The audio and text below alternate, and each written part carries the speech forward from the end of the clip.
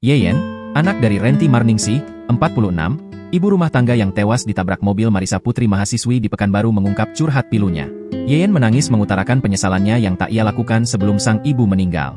Ia menyesal tak melarang ibunya pergi dari rumah sebelum akhirnya tewas dalam kecelakaan.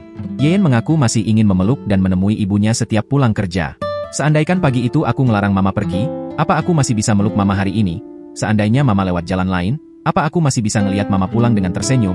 Seandainya aku kaya, mama gak perlu pergi kerja, apa mama bakal ngebukain aku pintu rumah dan bilang poyen mama sudah pulang?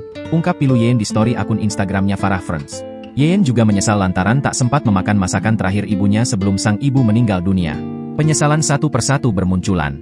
Seharusnya aku makan nasi yang mama masak pagi itu kalau tahu ternyata itu adalah masakan terakhir mama.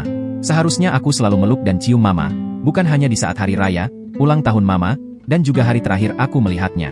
Seharusnya aku memperlakukan mama lebih baik lagi. Aku memang anak yang durhaka, ucap Yeyen sedih. Untuk itu ia akan selalu mengingat momen kenangan terakhir dirinya bersama ibunya di pagi hari sebelum kejadian itu terjadi. Kenangan pagi itu akan selalu kuingat, di mana mama minta maaf tidak sempat untuk memasak lauk dan bilang nanti beli lauk di Simpang aja ya. Mama belum sempat masak, mau ke pasar dulu. Besok-besok kalau mau beli lauk di sana aja.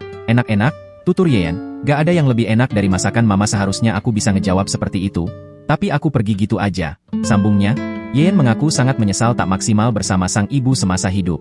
Namun meski terluka, Yeyen mengaku ikhlas atas kepergian sang ibu. Pada akhir postingannya, Yeyen pun mengungkapkan bahwa ibunya adalah ibu yang terbaik untuknya. Yeyen mau bilang kalau mama adalah ibu terbaik untuk Yeyen. Mama gak akan ada gantinya. Mama adalah mama Yeyen. Selamanya akan jadi mama Yeyen.